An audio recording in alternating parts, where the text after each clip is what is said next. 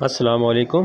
آج ہم آپ کے لیے قرآن مجید میں آئے ہوئے 7 سلام کی تلاوت اور ان کا ترجمہ اور ان کے فوائد بیان کریں گے۔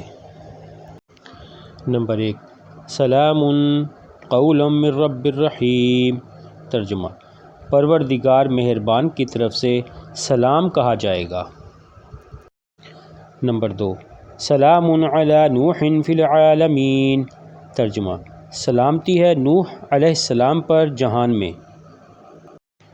نمبر 3، سلام علی ابراہیم۔ ابراہیم علیہ السلام پر سلام ہو۔ نمبر 4، سلام علی موسیٰ و ہارون۔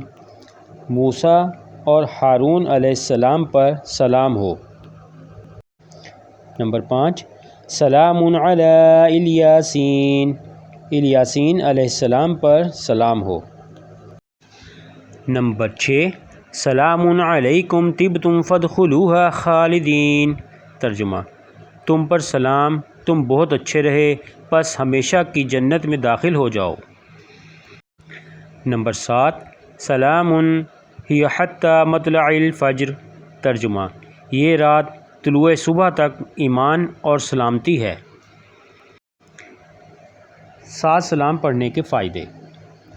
مذکورہ 7 سلام جو آیات قرآنی ہیں، درازی عمر، حفاظت، جان و مال کے لیے بہت مجرب ہیں۔